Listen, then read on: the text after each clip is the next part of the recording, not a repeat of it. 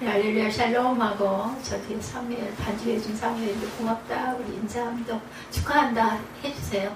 자 할렐루야 샬롬 샬롬 샬롬 샬롬 샬롬 샬롬 하나님 사랑합니다. 여러분 주 안에서 예 사랑합니다. 80점 데드라인에 81점을 맞아서 일러스트 예, 뭐 국가 그 시험이라고 하네요. 합격을 했다고 합니다. 거기 한 달 동안 굉장히 마음이 불편했을 텐데 잊어버렸었대. 근데 버스를 타는데 뭐가 이상하게 떴더라지. 그래가지고 이렇게 지나가봤더니 합격이었다는 거죠. 합격이라는 말은 어디나 좋습니다. 우리가 하나님 보시기로 합격하는 저와 여러분 믿음들이 되시기를 주님의 이름으로 축복합니다. 오늘 본문이 사무엘상 말씀이에요. 그죠? 예, 이게 우리 저기 주보에는 19절부터 22절까지만 본문을 실었는데 사실은 예, 4장 1절에서 5절 그리고 19절에서 22절입니다. 4장 1절에서 5절 한번 봅니다. 언약궤를 빼앗긴 사건이에요. 예, 페이지 412페이지 예, 구약이죠. 사무엘의 말이 온 이스라엘에 전파되니라. 이스라엘은 나가서 블레셋 사람들과 싸우려고 에베네스를 곁에 진치고 블레셋 사람들은 아벡에 진쳤더니 블레셋 사람들이 이스라엘에 대하여 전열을 벌이니라. 그들이 싸우다가 이스라엘이 블레셋 사람들 앞에서 패하여 그들에게 전쟁에서 죽임을 당한 군사가 4,000명까지입니다. 백성이 진영으로 돌아오매 이스라엘 장로들이 이르되 여호와께서 어찌하여 우리에게 오늘 블레셋 사람들 앞에 패하게 하셨는고 야훼 언약궤를 실로에서 우리에게로 가져다가 우리 중에 있게 하여 그것으로 우리를 우리의 원수들의 손에서 구원하게 하자 하니 이에 백성이 실로에 사람을 보내어 그룹 사이에 계신 만군의 야훼 언약궤를 거기서 가져갔고 엘리의 두 아들 홈리와 피느하스는 하나님의 언약궤와 함께 거기에 있었더라. 야훼 언약궤가 진영에 들어올 때 온 이스라엘이 큰 소리로 외치매 땅이 울린지라. 1절에서 5절이죠. 그리고 19절에서 22절은 해산하는 비느하스의 아내의 그런 모습이죠. 19절 봅니다. 그의 며느리인 비느하스의 아내가 임신하여 해산할 때가 가까웠더니 하나님의 궤를 빼앗긴 것과 그의 시아버지와 남편이 죽은 소식을 듣고 갑자기 아파서 몸을 구부려 해산하고 죽어갈 때 곁에 서 있던 여인들이 그에게 이르되 두려워하지 말라 내가 아들을 낳았다 하되 그가 대답하지도 아니하며 관념하지도 아니하고 이르기를 영광이 이스라엘에서 떠났다 하고 아이 이름을 이가봇이라 하였으니 하나님의 궤가 빼앗겼고 그의 시아버지와 남편이 죽었기 때문이며 이르기를 하나님의 궤를 빼앗겼으므로 영광이 이스라엘에서 떠났다 하였더라. 이렇게 아내가 홈리와 피느하스와 그 아들 둘이 죽고 그리고 또한 예 그죠 예, 제사장이 죽습니다. 예, 목이 부러져서 죽죠. 그러다 보니까는 그 소리를 듣고 그만 예, 실망 절망을 해가지고 죽은 거죠. 예, 이스라엘 장로들이 내 앞에서 어찌하여 우리에게 오늘 블레셋 사람들 앞에 회하게 하셨는고 언약궤를 실로에서 가져다가 원수의 손에서 구원하고자 하니 이에 백성이 실로에 사람을 보내어 그룹사에 계신 만군의 야훼 언약궤를 거기서 가져왔고 엘리 제사장이죠. 엘리의 두 아들 홈리와 피느하스는 하나님의 언약궤와 함께 거기에 있었더라. 예, 그랬는데 땅이 울립니다. 예, 6절 보면 블레셋 사람이 그 외치는 소리를 듣고 이르되 히브리 진영에서 큰 소리로 외치면 어찌 되느냐 하다가 야훼 궤가 진영에 들어온 줄 깨달은지라. 블레셋 사람이 두려워하이르되 신이 진영에 이르렀도다 하고 또 이르되 우리에게 화로다. 전날에는 이런 일이 없었도다. 우리에게 화로다. 누가 우리를 이능한 신들의 손에서 건지려. 그들은 광야에서 여러 가지 시간으로 애굽을 친 신들이니라. 너희 블레셋 사람들아 강하게 되며 대장부가 되라. 너희가 히브리 사람의 종이 되기를 그들이 너희와 종이 되었던 것 같이 되지 말고 대장부같이 되어 싸우라 하고 블레셋 사람들이 쳤더니 이스라엘이 패하여 각기 장막으로 도망하였고 살육이 심히 커서 이스라엘 보병에 엎드린 자가 3만 명이라. 이렇게 얘기합니다. 하나님의 궤는 빼앗겼고 엘리의 두 아들 홈리와 비느하스는 죽임을 당했다. 11절이죠. 당일에 어떤 베냐민 사람이 진영에서 달려나와 자기의 옷을 찢고 자기의 머리에 티끌을 뒤집어 쓰고 실로에 이르니라. 그가 이를 때 엘리가 길려 자기의 의자에 앉았다 기다리고 그의 마음이 하나님의 궤로 말미암아 떨릴 즈음이라. 그 사람이 성읍에 들어오며 알림에 온 성읍이 부르짖는지라. 엘리가 그 부르짖는 소리를 듣고 이르되 이 떠드는 소리는 어찌 됨이냐. 그 사람이 빨리 가서 엘리에게 말하니 그때 엘리의 나이가 98세라.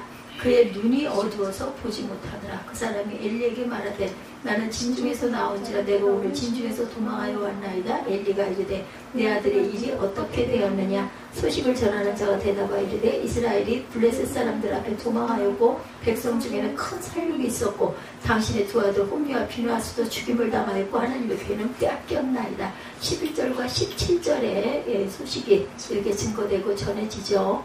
하나님의 괴를 말할 때 엘리가 자기 의아에서 뒤로 넘어져 문 곁에서 목이 부러져 죽었으니 나이가 많고 비례한 까닭이라. 그가 이스라엘의 사사가 된 지 30년이었더라. 그리고 이제 그의 며느리 비누아스 아내가 임신해서 해산을 하죠. 19절부터 22절에. 그래서 하나님의 영광이 떠났다 하였더라. 이런 내용입니다. 유한한 고난 그리고 무한한 희망에 대해서 우리 함께 은혜를 나눠보도록 합니다. 예, 이게 구약이기 때문에 또 읽었어도 들었어도 기억이 안 날 수 있어서 저도 한번 확인하느라고 함께 읽어봤어요. 최연소 노벨상을 받은 마틴 루터 킹 주니어 목사님이 고난의 세월 속에 남긴 명언이 있어요. 예, 유한한 고난은 받아들이고 무한한 희망은 잃지 말아야 한다. 이 말입니다. 그래서 오늘 제목을 유한한 고난과 무한한 희망 이렇게 잡았는데 예, 말씀을 우리 통해서 또 깨달아보고 어떤 제목이 가장 귀한 제목인가 너무 묵상하겠습니다. 아무리 힘든 고난도 유한하다는 거 지나가죠. 그죠? 하나님께 소망을 두고 살아가는 사람들의 희망은 무한해야 합니다. 항상 어려운 일이 있어도 다시 또 일어나고 다시 또 일어나고 소망을 가져야 합니다. 무한한 희망을 잃지 않는 사람은 유한한 고난에 절대로 굴하지 않고 절망도 하지 않죠. 오늘의 본문은 이스라엘 전쟁 패배와 비누아스의 아내에 관한 그런 말씀이에요. 예, 엘리제사장의 며느리이기도 하죠. 그녀는 아들을 낳았죠. 근데 불행하게도 죽어가면서 그 아들의 이름을 이가봇 하나님의 영광이 떠나갔다라는 뜻을 갖고 있어요. 하나님의 영광이 없다는 뜻입니다. 비누아스의 아내 그녀는 유한한 고난을 받아들이지를 못한 거죠. 그리고 무한한 희망도 품지를 못합니다. 만약에 그녀가 그 유한한 고난을 받아들이고 무한한 희망을 잃어버리지 않았더라면 결코 귀한 아들의 이름을 이가봇으로 짓지는 않았을 거예요. 유한한 고난을 받아들이고 무한한 희망을 잃어버리지 않는 사람은 결코 하나님의 영광이 없는 이가봇과 같은 인생이 되지 않을 줄 믿습니다. 항상 어려운 가운데서도 다시 또 일어나는 소망을 품는 저와 여러분 되시기 바랍니다. 첫 번째, 하나님을 원망하지 말고 내 잘못, 내 주변을 돌아봐야 합니다. 제가 교회에서 소소한 일들로 인해서 아주 굉장히 어려움을 겪었어요. 그죠? 지난 주일 한 열흘 정도를 그랬던 것 같아요. 뭐 내려가는 하수구가 막 물이 거꾸로 역류를 해서 올라오고 평생 한 번도 잃어버리지 않았던 타고 다니던 자동차 키를 또한 잃어버리고 이런 일들이 여러 가지가 막 겹치다 보니까 정말 어떻게 할 바를 모르겠더라고요. 그랬을 때 제 마음에 온 마음은 내가 뭐가 잘못됐을까? 내가 내 주변에 뭘 온전하게 하나님 보시기에 온전치 않게 내가 했던 게 뭐가 있었던 것은 아닐까? 이런 생각을 마음에 품었습니다. 그리고 마음으로 기도했고 평강하기 위해서 아까 제가 그 셋예배 말씀 여러분들에게 그 말씀 중에 있는 말씀을 제가 증거했어요. 진리가 너희를 자유케 하리라. 진리와 기쁨을 항상 가슴에 품는 어려운 고난이 있어요. 그럴 때도 내 주변에 내 잘못된 부분을 돌아보고 회개하고 그 다음에는 마음의 소망과 기쁨을 품는 일이 가장 중요하다. 절대로 절망해서는 안 돼요. 그래서 이스라엘이 블레셋과의 전쟁에서 4,000명이나 죽었다 내용이 나오죠. 우리가 쭉 읽어봤습니다. 그때 이스라엘 장로들이 야훼께서 어찌하여 우리에게 오는 블레셋 사람들 앞에 패하게 하셨는고 라며 말했어요. 이는 전쟁 패배의 원인을 하나님께 돌리는 원망이죠. 원망. 도대체 왜 우리를 언약궤까지 갖다 놨는데도 불구하고 언약궤는 빼앗기고 앞에 홈리와 비누아스 그 엘리제사장의 두 아들 대표격이죠. 죽었습니다. 그러다 보니까 그 소식을 듣고 의자에서 넘어져가지고 또 엘리제사장도 죽어버리죠. 그래서 그 며느리가 아이를 낳다가 사산을 하면서 이가봇 하면서 하나님의 영광이 떠났다라고 이름을 지었다는 거죠. 그들은 결국 그 원인이 자기들의 죄악 때문이라고 생각하지 않아요. 따라서 그 많은 사람이 전사를 당하였음에도 불구하고 절대로 자신의 잘못된 부분을 되돌아볼 줄을 모릅니다. 소위 제사장 비누아스의 아내도 마찬가지. 비나스의 아내가 해산할 때 곁에 서 있던 여인들이 두려워하지 말아라 내가 아들을 낳았다라며 그녀를 위로하죠. 이는 절망하지 말라는 뜻이에요. 이 시대에는 아들이 꼭 있어야 합니다. 대를 이을 아들이 있어야 되고 그 아들이 있어야 생활이 밥을 먹을 수가 있기 때문에 아들 낳으면 이제 살았다인 거예요. 엄마가 아들을 낳으면 딸은 소용이 없습니다. 지금은 뭐 때하고 너무나 다르지만 그래서 용기를 내라 이렇게 이런 뜻으로 그 옆에서 해산을 도와주던 그 여인들이 얘기를 했어요. 그러나 아무런 대답도 하지 않고 들리질 않죠. 관심조차 두지 않습니다. 사람들이 위로를 거부한 채 이스라엘에서 하나님의 영광이 떠났다는 절망적인 한탄을 남겨놓고 세상을 떴어요. 죽었습니다. 만약에 그녀가 하나님을 원망하기보다는 회개했다라면 유한한 고난을 받아들이고 무한한 희망도 잃어버리지 않았을 거다. 고난은 오면 어떻게 해요? 그걸 극복하고 넘어가야 됩니다. 내가 뭐 잘못된 부분이 없나? 근데 저는 이런 거 생각하지 않고 그 제일 먼저 온 게 내가 뭔가 온전치 못한 게 뭐가 있나? 이거를 되돌아보게 되더라고요. 생각지도 안 했었는데 그런 마음이 와서 내가 하나님 보시기에 온전하지 못한 모습이 많았나 봐. 왜 이렇게 벼락만에 이런 일이 겹쳐서 계속해서 일어나요. 계속해서 뭐 주차하는 부분 때문에도 힘이 들어가지고 주차를 못하고 도로 돌아와야 되겠네 라는 마음이 들게 주차장에서 도로 되돌아 나오기도 했고 그런 일은 없었거든요. 근데 계속해서 그런 일들이 있다 보니까 몰릴 대로 몰려가지고 어디까지 가야 될 것인지 누구하고 말하기도 싫고 계속 마음이 안 그랬어요. 어떤 일이 있어도 그런 마음은 안 들었는데 그 즈음에 그렇게 아주 힘이 들었습니다. 사람이 가라앉고 기쁨과 희망과 소망 이런 것들이 하나도 드러나지는 않고 굉장히 이렇게 좌절을 하는 그러한 그 시간을 가졌는데 거기서 또 하나님이 또 며칠 일주일여를 걸리면서 건져주시기도 하더라고요. 약을 처음으로 제가 그 대학병원에서 가져온 약을 안 먹으려고 딱 봉해가지고 넣어놨다가 아침에 새벽에 좀 움직인 게 너무 안 좋아가지고 생각을 하다가 그걸 한 봉을 아까 먹었어요. 그 일부 예배 끝나고 나서. 왜냐하면 예배를 온전하게 드리려면 제가 몸이 좀 편안해야 아무래도 그렇죠. 그래서 예배를 위해서 내가 먹습니다 하고 마음으로 기도하면서 먹었는데 많이 좋네요. 처음 먹어서 그렇겠죠. 그래서 그 위약은 먹지 않고 그냥 그 진통제, 소염 진통 뭐 이런 부분인데 그걸 먹었더니 그 아팠던 게 전혀 감각이 없어졌어요. 진통이겠죠. 이스라엘 백성의 전쟁 패배는 그들의 죄악에 대한 하나님의 진책이었다는 것. 그래서 우리가 어떤 어려움이 있을 때 문제가 자꾸 생겨 자꾸 반복해서 여러 가지 일들이 없던 일들이 자꾸 생길 때는 내 주변에 어떤 내가 잘못되게 뭔가를 마음에 품은 것은 없는지 내가 온전치 못한 부분은 없는지 항상 돌아봐야 된다. 자산이 10조 원을 넘어서 재계순위 32위에 오른 할인그룹 회장 김홍국 장로님의 이야기입니다. 62세 되셨대. 지금은 연세가 더 있으시겠지만 이 예화가 들어왔을 때는 62세였던 것 같습니다. 11살 때 그는 외할머니가 키워서 몸보신하라고 주신 병아리 10마리를 키워서 30배로 팔았다고 그래요.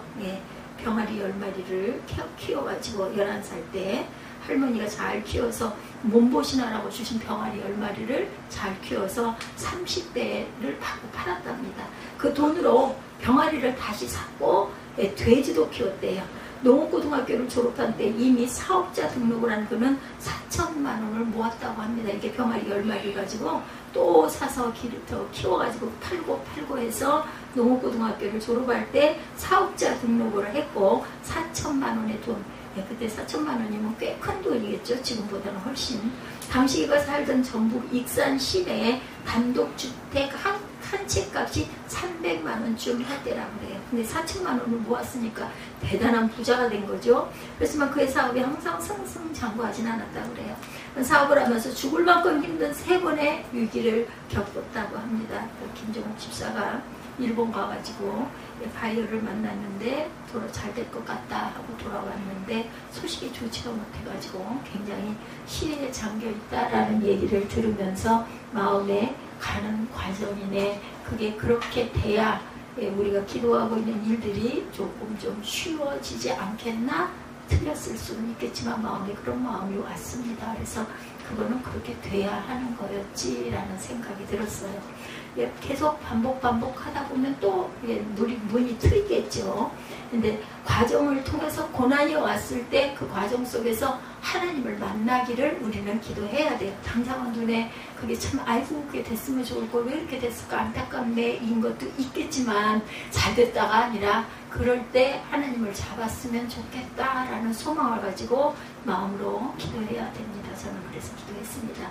21살 때 축산물 파동이 나서 망했대요. 외환 그 위기 때문에 부도 직전까지 갔고 이게 이제 2003년에 벌써 20년 전이죠. 2003년에 공장 화재, 조류, 인플루엔자 이런 일이 있었습니다. 그죠? 저도 기억이 납니다. 겹쳐서 거래처가 다 끊기고 2년을 적자로 살아갔다고 합니다. 사업하면서 절망적인 시련을 겪다 보면 하나님을 원망하기도 하나님이 어디 계셔? 이럴 때 있잖아요. 그죠? 뭐야 내가 그렇게 열심히 섬기고 11조도 하고 교회를 이렇게 섬겼는데 왜 이런 일이 자꾸 일어나? 그러나 이 김홍국 장로님은 하나님의 원리에 어긋나면 어려움이 닥친다. 어려움이 닥치는 것은 하나님의 사랑이다. 고생하고 느끼고 연단하고 반성하고 돌아오라는 게 하나님의 뜻이라면서 고백했다고 그래요. 2003년엔 인생이 끝나는구나 생각했다. 그렇지만 하나님을 원망하지는 않았고 회개했다. 그분 이야기입니다. 그때부터 눈물이 많아졌다. 새벽 기도를 가게 되고 회개하고 더 열심히 하나님의 지혜를 구했다. 이런 사람은 일어나죠. 그런 어려움이 있었기 때문에 더 견고해졌다고 생각한다. 지금 생각해보면 시련이나 어려움도 하나님의 일은 모든 게 좋은 일이다. 이렇게 고백을 합니다. 이게 2019년 1월 17일 국민일보에 실렸던 내용이에요. 그 이명희 종교국 부국장님이 이걸 올렸어요. 그분의 이야기를 이렇게 그대로. 하나님께서 역대하 7장 14절에 내 이름으로 일컫는 내 백성이 그들의 악한 길에서 떠나 스스로 낮추고 기도하여 내 얼굴을 찾으면 내가 하늘에서 듣고 그들의 죄를 사하고 그들의 땅을 고칠지라. 이렇게 말씀을 하셨어요. 제 얘기가 아니라 이 장로님의 그 말씀은 그대로 전한 거고 역대하 7장 14절의 말씀입니다. 내 이름으로 일컫는 내 백성이 그들의 악한 길에서 떠나 스스로 낮추고 기도하여 내 얼굴을 찾으면 내가 하늘에서 듣고 그들의 죄를 사하고 그들의 땅을 고쳐주겠다. 하나님의 이름으로 일컫는 하나님의 백성이라고 해서 다 선한 길로만 가는 건 아니에요. 그죠? 아이고 어떻게 사업을 하면서 그렇게 말씀대로 그렇게 그대로 할 수만 있겠어 이런 얘기 많이 하잖아요. 그런데 하나님의 선한 뜻을 우리가 받들 줄 알아야 합니다. 그들에게도 하나님의 영광이 떠날 수 있고 하나님의 영광이 없을 수도 있다. 하나님이 이끄는 하나님의 자녀들에게도. 그러나 그들이 하나님을 원망하지 않고 회개하면 하나님께서 그들의 기도를 들어주신다고 지금 제가 말씀에 온 그대로를 증거했어요. 역대 7장 14절에 내 이름으로 일컫는 내 백성이 그들의 악한 길에서 떠나 스스로 낮추고 기도하여 내 얼굴을 찾으면 내가 하늘에서 듣고 그들의 죄를 사하고 그들의 땅을 고칠지라. 이렇게 말씀을 하셨습니다. 그래서 그들은 하나님의 영광이 떠났다고 절망하지 않아야 되고 유한한 고난을 받아들이고 무한한 희망도 절대로 잃어버려서는 안 된다. 그리고 그들은 고난당하는 것이 오히려 유익이 되었노라. 시편 119편 71절이죠. 그렇게 찬송하고 더욱 성숙한 신앙인의 삶을 살아가야 되겠다. 하나님의 영광이 떠났다고 생각될 때일수록 하나님을 원망하지 말고 내가 잘못된 부분이 뭐가 있을까를 돌아보자. 그래서 유한한 고난을 유익한 고난으로 받아들이고 무한한 희망을 무궁한 하나님의 영광으로 체험하게 되시기를 주님의 이름으로 축복합니다. 두 번째, 하나님을 이용하지 말고 순복하십시다. 이스라엘이 블레셋과의 전쟁에서 패배한 후에 이스라엘 장로들은 야훼 언약궤를 실로에서 우리에게로 가져다가 우리 중에 있게 하여 그것으로 우리를 우리 원수들의 손에서 구원하게 하자. 이렇게 얘기하죠. 그래서 실로의 사람들을 보내서 하나님의 교회를 가져왔고 엘리의 두 아들 제사장 홈니와 비느하스도 법궤와 함께 있었어요.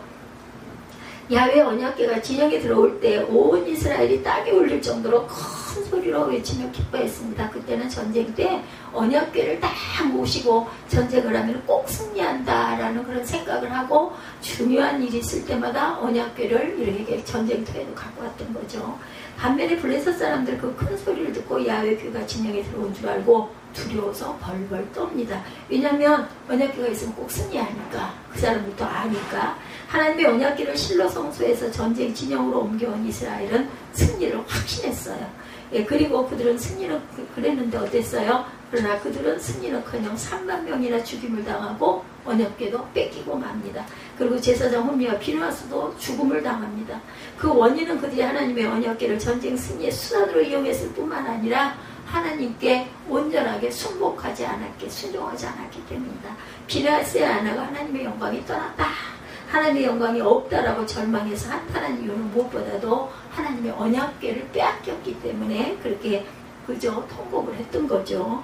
하나님의 언약궤는 하나님의 인재를 상징합니다. 하나님은 그것을 실로의 성막 안에 안치해 두고 일반 백성은 그 언약궤에 접근하지도 못하도록 금하셨어요. 하나님은 바로 그 성막에서 이스라엘 자손을 만나주시고 하나님의 영광으로 말미암아 회막을 거룩하게 만드시겠다라고 말씀하셨죠. 그리고 아론과 그의 아들들도 거룩하게 해서 하나님께서 제사장 직분을 행하게 하시겠다라고 출애굽기 29장 43절에서 44절에 증거하고 있습니다. 그런데 제사장 엘리의 두 아들 홈리와 비누아스는 성소에 그들의 제사장직을 이용해서 저주를 자청할 정도로 타락한 행동을 서슴지 않게 하죠. 사무엘상 2장 13절에서 그 또한 17절 22절에 나와 있어요. 막 그 고기를 삶으면 하나님의 그 단에 올리려고 삶으면 그 속에서 갈고리로 휘휘 저어가지고 뭐 좋은 고기들은 다 건져내서 자기들이 착복을 하는 이런 짓을 아무렇지도 않게 했고, 이것을 아버지 엘리가 알면서도 아이들을 바로잡지를 않아서 잘못된 부분이죠. 아주 부패하고 타락한 모습이 성경에 기록되어 있습니다. 그들이 전사를 당하고 하나님의 언약궤를 빼앗긴 것은 자기 욕망을 위해서 하나님을 이용했을 뿐만 아니라 하나님의 뜻을 위해 하나님께 순종하지 않은 결과였다는 거예요. 만약 당시의 제사장들과 이스라엘의 장로들이 하나님의 언약궤 하나님을 이용하지 않고 하나님을 신뢰하고 순종했더라면 그들에게서 하나님의 영광이 떠나지 않았을 것이라는 것. 그들은 유한한 고난을 받아들이고 무한한 희망도 잃어버리지 않았을 것인데 그러질 못했어요. 그렇죠? 언약궤만 있으면 우리는 승리해. 그게 하나의 수단이 돼버리면 안 된다는 거죠. 1980년 시인과 천장으로 데뷔해서 포크 음악의 선두주자로 이름을 알렸던 백석 예술대에서 기독교 음악을 가르치는 하덕규 목사님의 이야기입니다. 그는 유명한 가요 가수로 큰 인기를 얻었지만 공허감과 우울증, 술과 대마초 등으로 인생의 의미를 모른 채 방황하며 자살을 결심하기도 했다고 그래요. 예수님을 영접하고 새로운 삶을 살기로 다짐했지만 여전히 자기 안에 가득한 욕심과 이기심, 너무나 더러운 죄악된 마음 때문에 견딜 수 없을 만큼 아주 힘든 나날을 보냈다고 합니다. 그러던 중 그는 누나에게 이끌려가다시피 해서 송구영신 예배에 참석을 했대요. 연말이었던 게죠. 그 예배에서 그는 하나님께서 영적 괴리감에 빠져있는 그에게 찾아오셔서 그의 죄악된 마음을 볼 수 있도록 빛을 비추어 주시는 그 체험을 했다고 그러죠. 그는 그의 내면 안에 있는 죄악들을 통회하며 굉장히 많은 눈물을 흘렸다고 그래요. 이후에 가시나무 덩굴 가운데 피 흘리고 계신 예수님의 형상이 그의 머릿속을 스치듯 지나갑니다. 그래서 그는 곧장 곡을 쓰기 시작해서 10분 만에 가시나무라는 곡을 완성하죠. 이렇게 탁 오면 우리들 알죠? 글 쓸 때도 저도 뭐 별 볼 일 없게 그렇게 살아오긴 했지만 가끔가다 뭔가를 해야 할 때 그 영감이 탁 와서 있으면 펜을 놓을 수가 없을 정도로 글을 썼던 기억이 납니다. 내 속엔 내가 너무도 많아 당신의 쉴 곳 없네. 내 속에 헛된 바램들로 당신의 편할 곳이 없네. 내 속엔 내가 어쩔 수 없는 어둠, 당신의 쉴 자리를 뺏고 내 속엔 내가 이길 수 없는 슬픔 무성한 가시나무 숲 같네. 이런 가사의 내용이에요. 이 하덕규 교수는 그런 가시나무가 하나님께서 자신에게 주신 곡이라고 확신을 하면서 그가 만든 노래 가운데 최초로 그의 영혼으로 부른 노래라면서 이렇게 고백을 합니다. 예수님을 영접하고 40년이 지났지만 여전히 내 안에 있는 죄악된 마음 때문에 견딜 수 없었습니다. 주님은 이런 가시나무와 같은 나를 버리지 아니하시고 내 가시에 찔리시면서 끝까지 나를 품으셨습니다. 아멘. 예수님이 이렇게 많이 아프시면서 우리를 품으셨다는 거예요. 선지자 이사야는 예수님의 고난에 대해서 그가 찔림은 우리의 허물 때문이요 그가 상함은 우리의 죄악 때문이라고 말씀하시죠. 그가 징계를 받음으로 우리는 평화를 누리고 그가 채찍에 맞음으로 우리는 나음을 받았도다.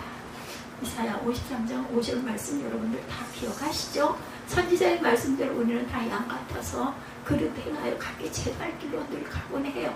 그러나 하나님께서는 우리 모두의 죄악을 그리스도께 담당시키셨죠. 예수 그리스도의 찔림과 상황과 징계를 받음과 채찍에 맞으심으로 우리의 모든 죄악이 허물이 사함을 받고 평화가 우리에게 왔다는 거예요. 그러므로 하나님을 이용하지 않고 순복하는 사람은 하나님의 영광이 떠났다 해도 절망하지 않을 것이며 유한한 고난을 받아들이고 무한한 희망을 절대로 잃어버리지 않을 것이다. 그리고 그런 사람은 가시나무와 같은 자기를 버리지 않으시고 도리어 자기 가시에 찔리면서까지 끝까지 나를 품어주신 주님을 찬양하게 될 줄로 믿습니다.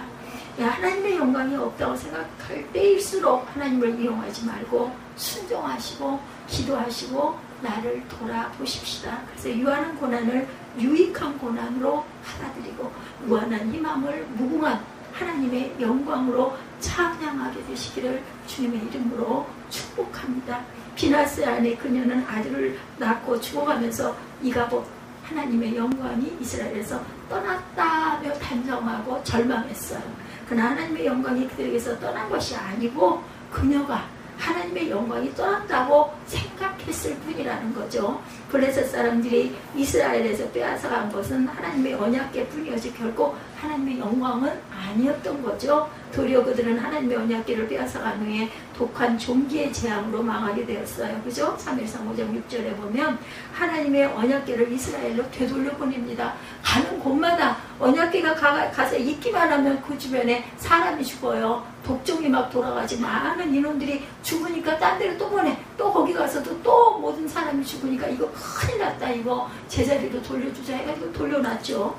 비나스 안에 이가봇의 어머니처럼 삶이 너무 어렵고 힘든 지경에 처하다 보면 하나님의 영광이 떠났다. 하나님의 영광 같은 것은 없다. 이렇게 절망하기도 한다는 거. 그래서 유한한 고난을 견디지 못하고 무한한 희망도 잃어버리고 가끔가다 교수에서 보면 너무 안타까운 소식이 들리죠. 저는 잠깐 차를 타는데 그럴 때 방송에서 들어보면 일가족 5명이 그냥 다 자살들을 해가지고 죽은 그런 모습을 나중에 발견했다라는 그런 뉴스들이 심심치 않게 오죽이 나오면 온 가족이 그렇게 죽었을까 그런 소리를 들으면서 너무나 마음이 안타까워요. 우리가 비록 가시나무와 같은 존재일지라도 주님께서 우리 가시에 찔리실지라도 결코 우리를 버리거나 떠나지 아니하시고 더 함께 가시로 찔림을 감당하시면서 우리를 품어주신다는 것을 잊지 마십시다.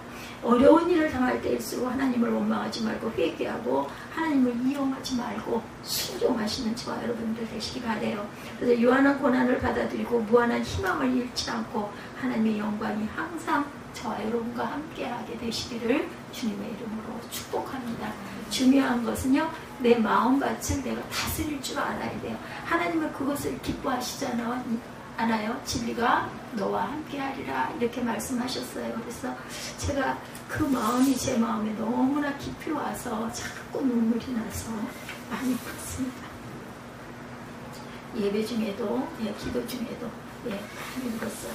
진리가 너와 함께하리라 하신 이 말씀 잊지 않는 저와 여러분 되시기 바랍니다. 유대인들에게 이르시되 자기를 믿는 유대인들에게 너희가 내 말에 거하면 참으로 내 제자가 되고 진리를 알지니 진리가 너희를 자유롭게 하리라.